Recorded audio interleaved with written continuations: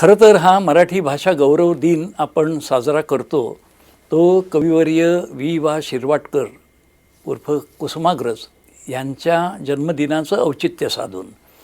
आणि या दिवशी अनेक ठिकाणी कार्यक्रम होतात। केवळ शासकीय कार्यक्रमावर महाराष्ट्र थांबत नाही, तर अनेक संस्था, संघटना, विभाग कार्यक्रम आयोजित करत असतात।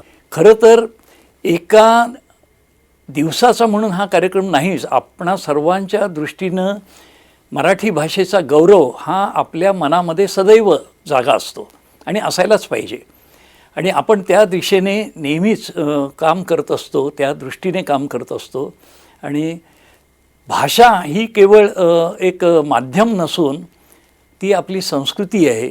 आणि महाराष्ट्र जो सर्व जीवन जगत असतो त्याच्यामध्ये मराठी भाषेचं जे महत्त्व आहे ते जर लक्षात घेतलं तर आपण पाहतो की एवढे कोट्यवधी लोक मोठ्या प्रेमाने ह्या भाषेचा वापर करतात, त्या भाषेचं जतन करतायत आणि भाषेवर प्रेम करता करता भाषा मोठी करतायत, वाढवतायत।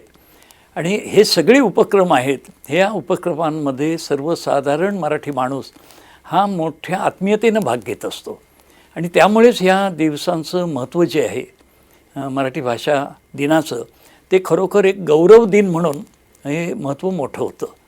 त्या दृष्टीने आता जर आपण पाहिलं तर केवळ शासकीय कार्यक्रमांपुरतं मराठी भाषा गौरव दिनाचं महत्त्व राहिलेलं नाही, तर ठिकठिकाणी याचा प्रसार झालेला आहे।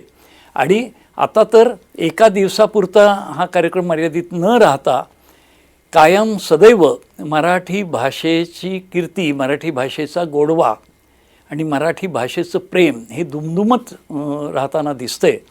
ही खरोखर एक अभिमानाची गोष्ट आहे। चला सर्वजण मिळून आपल्या मराठीचा जय जयकार आपण कायम केवळ महाराष्ट्रात नाही तर अख्ख्या विश्वात दुमदुमत ठेवूया, एवढी विनंती। जय महाराष्ट्र।